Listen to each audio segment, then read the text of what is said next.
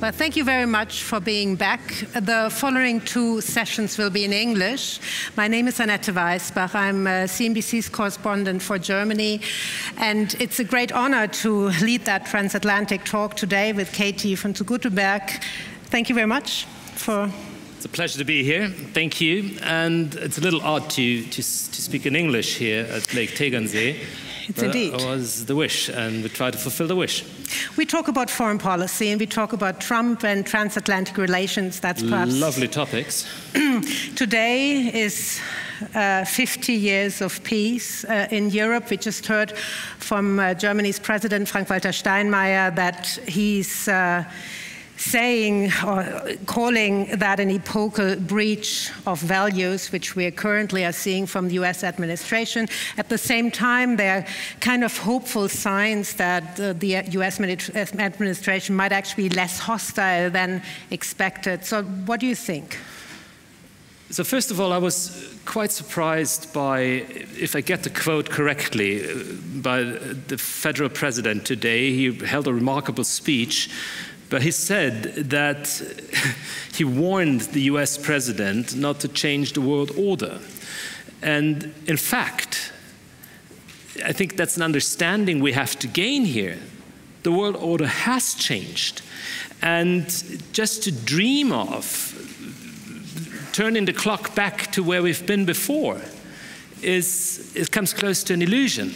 So that's something where I'd say, okay, let's take a world order which is definitely not fitting our romantic dreams any longer, but which is a fact right now as the basis for anything that comes from there. So talking about the second thing, what do we actually get from the other side of the Atlantic? So probably the mildest phrase I can find for that is mixed signals, and you never know what the next thing on X might be by the president or on his infamous own little platform. Or little platform it isn't, but on his platform might be, and rumbling in 1 hour and blustering across the Atlantic. And then yesterday, surprisingly, we've heard a different tonality from J.D. Vance, and J.D. Vance, who tried to embrace the Europeans a bit more than he did a few weeks ago, or a few months ago during the Munich Security Conference. So to put it in a nutshell, you never really know what comes from there. And yes, it's driven, certainly, probably yesterday's remarks, by a felt pressure in the US, in the White House specifically probably, that some of their strategies obviously don't play out the way they planned them to be. But in other words, it is a good strategy to play hardball from Europe towards the US. It's certainly a strategy, or the best strategy probably might be the one where you are being recognized, and recognized at eyes level. And there's a thing I actually miscalculated a few years ago in the first Trump term, when I said this guy is probably best understood as a solely transactional character. Yes, he is transactional, but he is only transactional to those he sees at the same level, or he considers to be at the same level.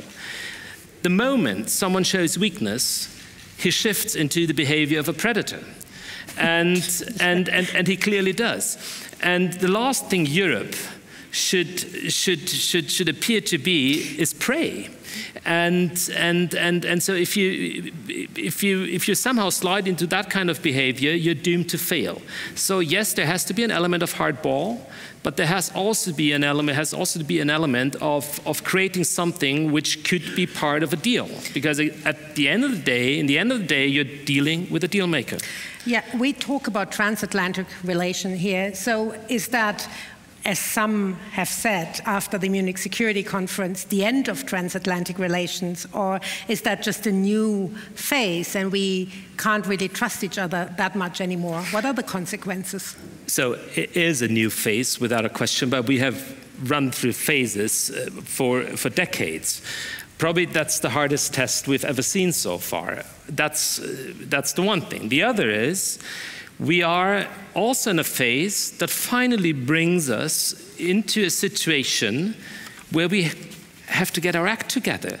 And despite constantly complaining about whatever's been mumbled out of the White House, it is an enormous opportunity for Europe right now to finally do our homework and to get our complacent bottom out of the comfortable chair as such and work on our well-pampered dependencies we've developed over the years and decades, to finally diversify, to become a more attractive place again globally, and not to be squeezed into the antagonism between the US and China. So that's where we are. We talk about the economic consequences a little later, so take your applause.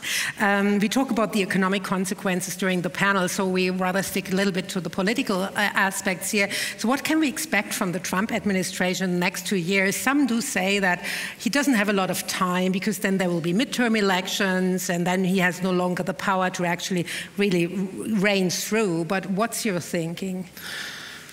So my guess is it's hard to guess what's next.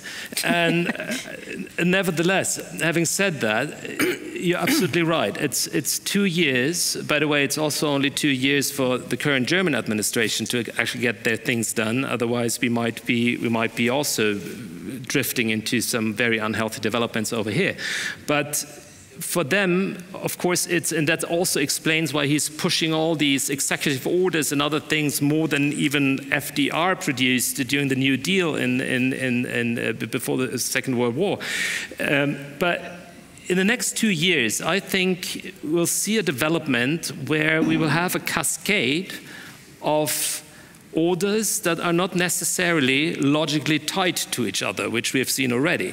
But the other thing is, he needs to distract as well from things that don't work out the way he expected them to be. So just to give you an example, DOGE didn't work the way he expected it to be. The tariffs, we'll be talking about the tariffs probably later on as well, has not established what he has dreamt of before that. So coming from there, I guess we might see a development where he also has to keep his followership, not only his voters, but those who want to be re-elected in the midterms, somehow as close to him as possible. And I've talked to many over the last few weeks during my visits in the US, and the tonality has changed. So they're kind of defending him. Whatever you might criticize about Trump is not there any longer. So many of them in private would tell you, well, there seems to be going wrong here, and they become more and more critical. So I think that's an interesting development. They won't show it openly yet, because if you criticize that guy, the next shitstorm might be over you within a nanosecond. But that could change coming closer to the midterm elections. But what does it mean, again, for the transatlantic relations? How should the new German government especially deal with the Trump administration to get our interests across?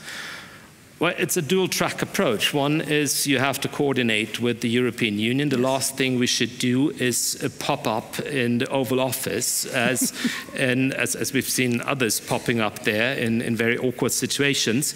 But to go to the Oval Office and just represent the national interests, because that's exactly the game Donald Trump is counting on, how to divide the bloc of the European Union and to make us weaker from that point of view. So it's a combination of, yes, formulating our national interests, but at the same time also being capable of not undermining a wider European strategy. We're back at that picture I've used before. That's eyes level, because Europe is, if Europe, in case it functions, is a much stronger player, eye to eye, with Donald Trump. Just we have 40 seconds, I should say, left. 40 minutes, I'd love to have 40 minutes. We have another 40 minutes, next panel. What are you expecting over the summer period? Because summer traditionally is very slow, but it's also the room where a lot can happen in terms of turbulences. currently in this disorderly world order, everything could happen. So just think back the last few days where suddenly we have a clash, again a clash between India and Pakistan, with all its impacts it might have also on foreign policy issues that have its relevance for our interests, even if it might be far away. So I don't expect the typical political summer any longer, actually for years. This new government in Germany cannot allow itself a political lazy summer. I'm sorry. It's they got to work, and they got to work hard. And the same is true for Trump, because he knows he only has these 2 years, and so therefore, for those who are interested in keeping up what's ever happening in the US, don't travel too far. Thank you very much. We head into a short break, and afterwards we'll discuss more the Germany last, America first angle. Thank you. Thank you.